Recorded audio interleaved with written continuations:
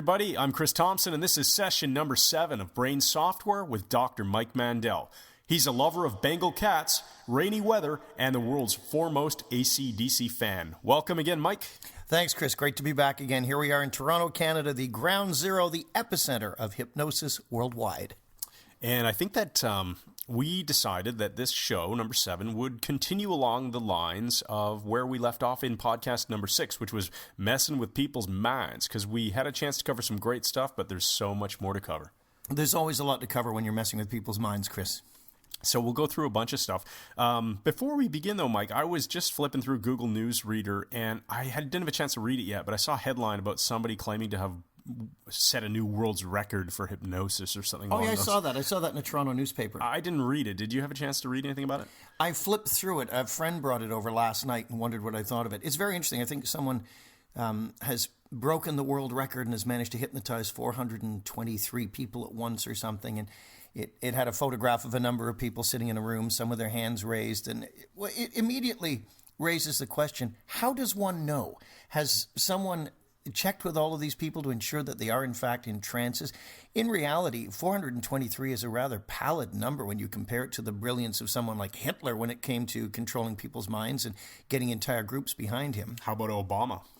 Well, there is that as well. Yes, we can. Yeah, I mean, hypnosis is really just a state of mind maintained by a process, right? And it's Absolutely. all communication, is it not? As long as you maintain the process, the state will also be there. And back to the Hitler thing, though, and I'm not being facetious.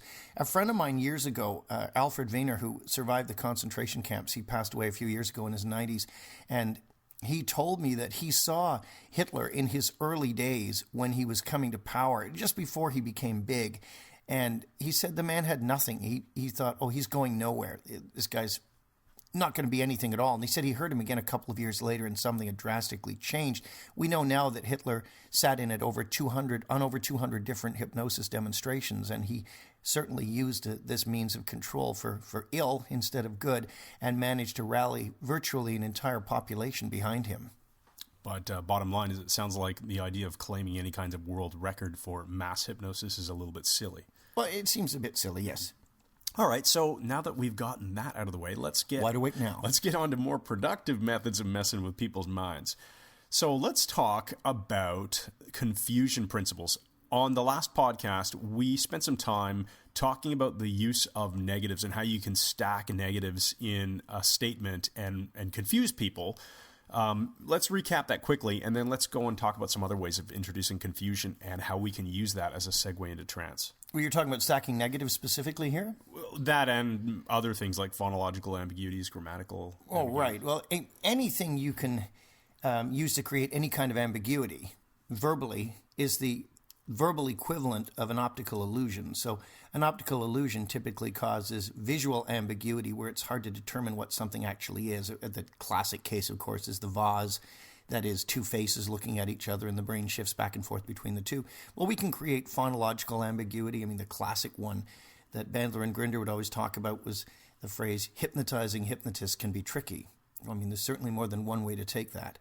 And it's, like taking off in Arizona and going into a trance on the plane and then landing in a different state altogether. Right. There's all different ways of doing this. Typically, though, Chris, confusion was central to most of Erickson's techniques. And we all know Milton Erickson was, without a doubt, the greatest hypnotist ever. I don't believe he's probably going to be eclipsed in the near future. But Erickson used confusion to a very large degree, creating trance states, causing confusion to then cascade into an altered state, which would become a hypnotic trance. A lot of inductions are based on generating some form of confusion. I think I remember telling you about a man who I knew quite well, who a singles group had asked if he'd be interested in attending. And he was, looking for a good woman at the time. And he said, well, what did you tell them? And I said to him something like, well, I couldn't tell them that I didn't feel that you wouldn't be appropriate for going to something like that, so I didn't bother to do it. There's something ludicrous with so many, negatives layered on that he stared blankly at me for about 5 seconds and just told me to shut up. But multiple negatives become very, very difficult to follow. Now, Erickson would also, and I'm sure I've heard you do this numerous times, he would not only stack the negatives, but he would also introduce other kinds of confusion like left and right and wrong and mixing up all kinds of different words. That absolutely. You can have something like, if you put your left and your right hand out in front of you, and then you put your left hand behind your back, the right one is left now, right? That's right. And it's all ambiguity, and it's all leading people into wonderful cascades that can become very, very powerful trance states. So if you practice these confusion principles and language patterns, what would you do immediately after you notice that the subject you're dealing with is utterly confused? Well, it's exactly the same as when you see a plant growing outside, and if it doesn't exactly make it through the wintertime, you're going to find something that by the time spring rolls around is going to be less green than when you began the thing. And when you start to examine it again through new eyes and realize with your real eyes that the plant that you planted was not exactly there to begin with anyway, how are you going to get it to grow? We're always stuck back at that point. Wasn't he? Wasn't he? Nice. That's a nice indirect way of answering the question. Pretty much, yes. I appreciate that. I think everyone else will too. Okay, that's a great discussion of ambiguity, and let's just see what else did we want to talk about here. Oh, yes, let's talk about string sentences, Mike. Oh, string sentences, yeah. The way I understand string sentences, and if someone understands them a different way, that's quite all right. Just dig up that plant before it gets too cold. But in my case, I think of string sentences as when you use and instead of but. And in the Ericksonian paradigm, we have A and B, we have A comma B, and we have A causes B, and some of you know exactly what I'm talking about. Well, using A and B will lead to a linkage in our communication that becomes a string sentence. Now, some people do not like to say but. They find it very, very stressful just to be confrontational to that degree. So if they change it to and instead of but, it's a very useful technique, because what happens is when you say something good to someone and follow it with but, you immediately delete all the good you've said, and now they just hear a criticism. So you say, I love your new house, it's beautiful, the swimming pool's fantastic, but, it's dangerous for your little kid. Now the person will only remember the bad stuff you said. Yeah, honey, you look great in those pants, but yeah. Not a good thing to say. Not a good thing to say. And so when you change it to and instead, it still honors everything that has gone on before. And I taught the Ontario Provincial Police and the RCMP this sort of thing where they would use a string sentence to gain control of a hostile person. Now realize one of the most powerful techniques you can do is to offer back another person's language without interpreting. So if someone says, I hate it here, I can't stand this job, I think all these people are idiots, and you say, oh, you need to calm down, you need a bit of a break, you will not have any rapport with them. Instead, you say, I understand, and they go, really? And you say, yes, you hate it here, don't you? You feel like all these people are idiots. Yes, how did you know? Well, you just told me. Well, you don't tell them, he just told you. But if you use the person's exact words, even out of sequence, you will create the illusion that you understand what they're talking about and build a rapport. Now, string sentences work in much the same way. Police used to arrive at a trailer park, and there's some lunatic standing there in his undershirt and maybe not much else with a hammer in his hand, and he's screaming, I hate my brother, I want to kill that son of a bitch, I hate him. Now, the old ways, the police come and yell, stop! Shoot him about 500 times, and that didn't go very well. So then they changed the technique too. Show up at a trailer park, there's a man standing there in his underwear, undershirt, maybe not much else. He's got a hammer. And he said, I hate my brother. I'm going to kill him. I hate my brother. And the police would say, stop or we'll shoot. Shoot him. I mean, none of these things work. There are all kinds of ways around this, or telling him, drop the hammer, drop the hammer. But instead, if you use a string sentence, you use his exact language first to build rapport, and then use and to lead him somewhere else. So you point the gun at him, and you say, I understand you hate your brother and want to kill him, and let me just put these handcuffs on you. And most of the time he goes, okay. And they cuff the guy and take him away without any resistance. Because as soon as you offer back his own language, you build a very strong rapport and the illusion that he is being understood. And remember, human beings have this peculiar thing. We tend to confuse understanding with agreement. And they are not the same thing at all. I've said this before. If I say I understand your point of view, I can still completely disagree with it. Which is why a lot of negotiation breaks down between management and, labor and so on, because each side is afraid to say, I understand, because they think that by understanding they're somehow giving ground, but they're not. I can understand completely whatever you're talking about and not agree with you in the slightest. So when you offer back his language and show you understand, you build a very strong rapport with him, and then use and direct him the direction you wish to go. And that's the use of a string sentence. Yeah, that actually is a really, really good tool that I teach parents to use in my Talking to Toddlers course as well, where, as an example, let's say you take some fresh cookies out of the oven in the middle of the day and they're meant for dessert later, and your child is about to freak out and have a tantrum because they're asking for a cookie, and you're saying, no, they're for dessert. No, instead of saying no, you say, I understand, Tommy, you want a cookie, and they're going to really taste good at dessert tonight, aren't they? And it works really, really well. Yes, it certainly does.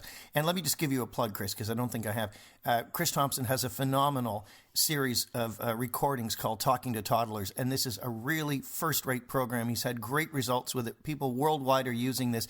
And if you have young kids and you want to know how to deal with them and turn the stress level way down and have much better communication with your children, you need to get Talking to Toddlers. It's phenomenal, and that's why I put my reputation behind it. It's really first-rate stuff. I appreciate that, Mike. I mean, you were one of the mentors that helped teach me all the stuff that I now teach to parents. Excellent. So let's get back to talking about influence. How about we talk about double binds? I think that's a really, really elegant tool, so simple to learn and so effective.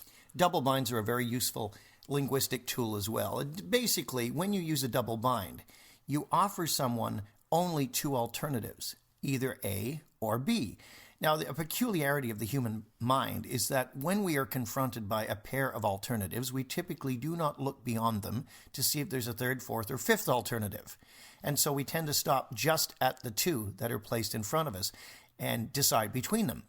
And very, very clever salespeople will use this all the time. They'll say things like, well, do you want to close the deal now, or shall we wait until after lunch? Presupposition, the deal will be closed. And if you're not on your game, on your toes, and notice what's going on, you'll find yourself saying something like, well, we better close it now because I don't have time for lunch. And in reality, there may be a third one. I don't want to close the deal at all, or I want to think about it for 2 days, or talk about it with my wife or husband, or whatever. There's many alternatives, but a double bind offers only two, and we will tend to examine only the two of them. I used one to great effect a number of years ago. My wife comes from a family that does not drink enough water, and her father had kidney stones, and now she's drinking more water, but I tried for ages. I would threaten her with impending medical problems and, kidney stones and all of these different things that could happen, and, blood that's too thick and the heart has to pump very, very hard to get it moving. And I offered all the medical alternatives. She wasn't interested. And I talked about things like the importance of drinking water for long life. And I threatened and I cajoled and I pleaded, and nothing worked. She would not drink any more water. And then one day I used a double bind. She was sitting at our home in Toronto and reading the National Post and distracted. And I came in and said, would you rather have a hot drink now or a cold drink later? And she looked confused and said, what? So I just repeated it. Would you rather have a hot drink now or a cold drink later? She said, well, I guess I'll have a hot drink now. I said, that's right. And I brought her a cup of herbal tea. She drank that. And I said, I'll bring you the cold drink later. She said, okay. And a few minutes later, I brought her a bottled water, and she drank that and went, what did you just do? We've been married 30 years. I don't get away with this stuff as often as I used to, though. That's hilarious. I was thinking about when you were describing double binds that the person's belief system probably plays a huge role in this too, right? Like if you walked up to somebody and say, would you like to shoot Mary or would you like to shoot Paul, and hand them a gun? I mean, they're probably not going to do it, right? That's one of the strangest things I've ever heard you say. It makes absolutely no sense. Let's put it to the test, shall we? I mean, I'm trying to come up with the most extreme, silly examples. I think you might have succeeded. But let's talk about that for a bit. I mean, there's a limit to when these are going to work and when they're not, obviously. And if what you're proposing, the two choices, don't align with the other person's belief system, you're not going to get a successful result, right? Oh, for certain. You have to align with their values as well. It's no different than using any other hypnotic technique insofar as the person is not going to violate their own moral code and their own values. So we just have to sort of think it through carefully. I'll show you how you can mess with people's heads with this, though. A number of years ago, attended a hypnosis training put on by a rival organization. That's quite good. And it was in Toronto. There were 19 people in the class. And at the end of the first day, the trainer, he said, okay, now we're going to finally do hypnosis. And he starts passing out these scripts. And of course, the method is to read scripts at you, which I always maintain are the junk food of hypnosis. And so he passes out these scripts and he said, we're going to do hypnosis on each other now. And everybody's all freaked out. And meanwhile, I'm in the class pretending I had no previous experience. And unbeknownst to him, underneath my suit, I was wearing my Hypno Boy shirt and cape. So he said, well, there's 19 of you. Someone has to sit this out unless someone wants to attempt to hypnotize me. So my hand goes up and he looks surprised. So I went to the back of the room and he handed me a script. And I said, can I do it without the script? He said, well, if you think you can. I said, I think I might be able to manage it. So all I did was put two chairs at an angle to each other, and I just pointed to the one and then the other, and I said, would you rather have the hypnosis chair or the trance chair? Which, of course, is a double bind. The implication is if you pick the hypnosis chair, you're going to go into hypnosis. If you pick the trance chair, you're going to go into a trance, which, of course, is exactly the same thing. And I said, you want the hypnosis chair or the trance chair? And he looked confused, and he said, the hypnosis chair. I said, that's right. Already offering back that he's well on his way. He sat down. It took about 5 or 6 minutes. He went into a profound trance. He had leg catalepsy. He couldn't stand up. I gave him time distortion. And he stood up and went, that was great. And they walked out the wrong door. And I just went, yes! Purely a double bind, setting up the momentum towards trance. Remember, to get people into trance, you must depotentiate the conscious mind. You've got to get the power of the conscious mind, its potential to interfere out of the way, whether you're doing a rapid-fire sledgehammer induction or a confusion technique or offering a double bind, you are depotentiating the conscious mind so you can work with the unconscious. Mike, in that case, that double bind almost seems like it was a bit of a confusion technique at the same time. Yes, it certainly was. And when I actually asked him twice, I said, would you rather have the hypnosis chair or the trance chair? And he looked confused and his eyes went all over the place and he was doing a trans-derivational search, going through his internal systems and his brain systems. And so when I repeated it to him, and then he picked the hypnosis chair and was well on his way. But yes, it was a confusion technique because it is a peculiar question to begin with. Yeah, it is. Well, Chris, remember from that, in my hypnosis training, we then developed that technique and it became, would you rather have the dentist chair or the electric chair? Yes. Would you rather have the vampire chair or the Night of the Living Dead chair? We tend to amplify these things to extraordinary levels. Lots of fun. Yes. Okay, Mike, the next thing I wanted to talk about is pattern. When you go into a trance, a pattern interrupt can lead you there. There you go. There's a pattern interrupt. So let's talk about pattern interrupts. We just did. Ways of interrupting people's normal patterns or totes and using that to cascade them into trance. Oh, you want to talk about totes? Okay. Well, is there a difference, actually? Well, you'd always correct me. I'd say pattern interrupt, and you'd say, no, tote interrupt, and I thought you were just messing with me. Is there a difference? Probably. Not much difference. There you go. A pattern interrupt just basically takes a pattern somebody's running. It could be an unconscious thing. They usually are. It could be a conscious thing, like, oh, I'm going to do this and this and this. And when you interrupt it in the middle, the brain scrambles. Now, if it's a TOTE, which comes from cybernetic theory, TOTE is TOTE, test, operate, test, exit. It's the way we run little tiny programs to make our life manageable. For example, let's say you answer a telephone that's sitting on a desk. You have a tote to do that. You've written one. You don't have to figure out every time the phone rings, okay, there's that weird ringing sound again. That usually means there's someone on the other end of that phone. Okay, how do I answer it? Maybe I'll push all these buttons on the front. Oh, that's not doing anything. Let me climb under the desk and yell at it. Maybe that'll work. Hello? Hello? No, that's not doing. Oh, if I pick this up, maybe I can wave it around. Oh, no, wait, there's someone. Hello? Hello? Oh, it worked. No, of course not. You have a little program, a tote, that when the phone rings, you pick it up, the receiver in your hand, and talk to the person, and by and large, they answer you. Unless it's a telemarketer, in which case I usually say things like, I'm sorry, I don't speak English. And they go, oh, I'm sorry. And I say, that's all right, and hang up. So when you interrupt a pattern, the brain scrambles and looks for something else.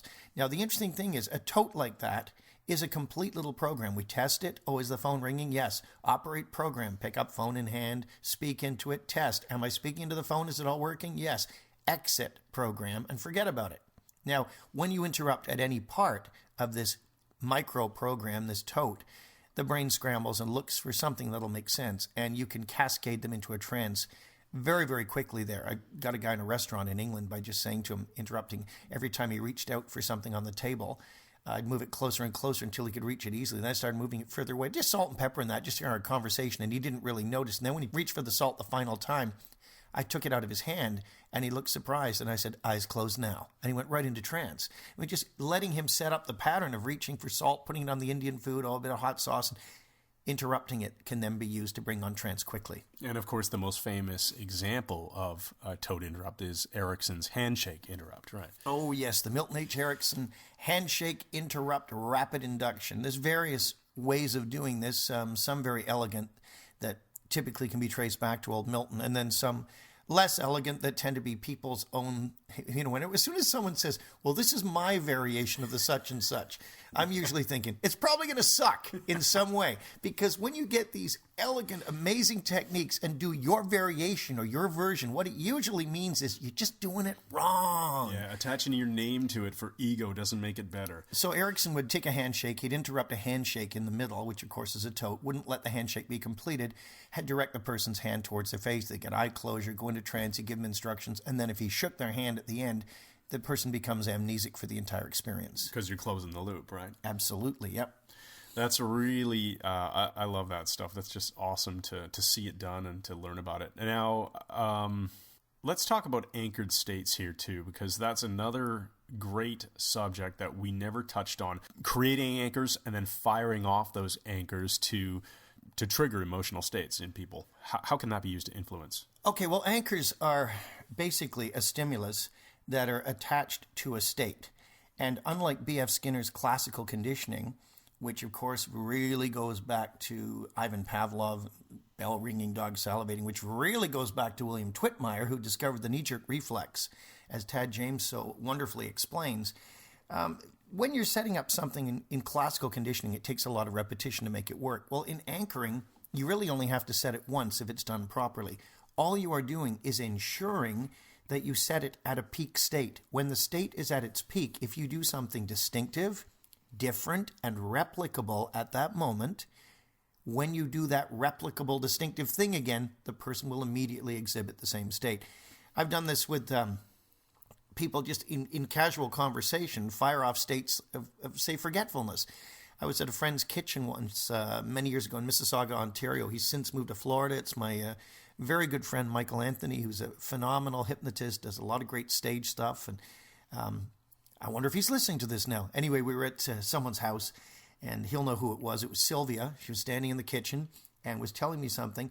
And every time she said she couldn't remember, she said, oh, it was the, when someone's looking for a thought and their eyes go and they pause for a second? Every time she did, I'd go, like this. And then she said, we went to, we drove down to such and such. What was the name of that, restaurant? And I yeah, set up a few of these. And the cough, the clearing of the throat becomes linked to the forgetful state. So then later on, as she was talking about something totally differently, or something totally other than this, and I said something to the effect of, and what are we having for dinner tonight? She said, oh, we're going to have an, and she just went completely blank. I said, I don't know what's happened. I can't remember what I was going to say. And it was purely a short-term anchor. That state of forgetfulness has now become linked to a trigger, something that can be repeated. And I use this on stage by setting up embarrassment states. Well, let the person choose what they are. I don't want to, upset anyone. And then graft the embarrassment state onto something like an ordinary playing card. So when the person thinks of that playing card, they begin to display external analog behavior of embarrassment that I can then calibrate and tell them what the card is. So that's content-free anchoring, Mike, right? Where you're anchoring that embarrassed state. You're not aware of it. The audience is not aware of it. Right. I don't know what it actually is. So we don't know what the content is, but we're still utilizing the state. And anything can fire off an anchor. We can set up all kinds of things. The classic one for me is Christmas. As soon as I hear Christmas carols and see Christmas trees and all these things, it starts firing off wonderful states that go right back to my childhood. And Christmas is a very, very powerful anchor. It is. We talked about that on a podcast already. Yep. It's a very powerful anchor. I just went back there to Christmas carols for a moment. Wide awake now. All right. Well, listen, we've probably got a few more minutes left in the podcast. Well, we need a metaphor. Yeah, we got to close with a metaphor, and we have lots of questions. I don't know if we're going to get to all of them in this podcast, so we'll come back in podcast number 8. Before we get to the metaphor, though, Mike, I wanted to also remind the audience that we are planning to do a series, or at least one, live webinar where we can talk to the audience about, Mike can specifically educate the audience on any topic that interests you. So if you have topics in mind that you want to learn about. And if I don't know the answer, I'll make it up so congruently, you'll think I'm brilliant. But all of these sorts of topics, like influence are great webinar topics, and we might do that. So send in your questions at MikeMandelHypnosis.com. We also, somebody had emailed me and asked, is there going to be a training in Toronto in April? And yes, there is. We have a few people signed up already. It will sell out. We stick with small groups, and I have a lot of master hypnotists helping me. I built it from the ground up for NLP Canada for the late Derek Balmer back in the 90s, and this will be about the 20th or 22nd one we've had. So if you're interested in coming to Toronto and studying with me at the University of Toronto, beautiful University of Toronto campus on Queen's Park, that will be in April. So either bang off an email to us for more information or check with NLP Canada Training, which is nlpcanada.com, and absolutely an awesome training to attend. Okay, Mike, have you got a closing metaphor for us? Yes, I do. And this is the metaphor that comes from my own life. It's a true story. October 2nd, 1977. My mother had passed away on July 5th, 77, and my father and I were moving to Ajax, Ontario to live on Parker Crescent, the same street my sister was living on, so we could be near her now my mom was gone. And we had planned the move on October 2nd. Well, October 1st found me in Timmins, Ontario, which is quite a ways north of Toronto, several hours. And my manager at the time, a guy called Woody, he and I had been at a local event. I'd done a big hypnosis show, and we normally would have stayed over because it was quite a long drive. And this is Northern Ontario in the fall. It's dark. There's no street lights. I mean, it's country and woods and pretty bleak. But because I had to move the following day, I had to be back without any question, so we couldn't stay over. So we left after this show. We didn't get out of Timmins until about 11 p.m. And people literally begged us. They said, don't drive back tonight. That road from Timmins to Sudbury is deserted. There's nothing on it. There's not even a gas station. Remember, this was 1977. And they said, don't do it. You know, if you have a breakdown or something, this is long before cell phones existed. And we said, we have to go. There's just no way around it. And so Woody was good at driving long distances, and he had a big Buick Electra, one of the last of the big luxury cars. And we started driving from Timmins to Sudbury, the first leg of the drive. And as we continued down the highway, it was very dark and desolate and not much to see, pine forests and rocky outcroppings in all directions. And after a period of time, Woody started to get tired. And so what he usually would do is wind the window down and get some fresh air. Well, it didn't work. And he said, I've got to pull over and nap for a couple of minutes, and then he'd be refreshed, because sleep is a nutrient, and we need to sleep instead of just pumping our systems up with coffee or whatever, which we couldn't get anyway.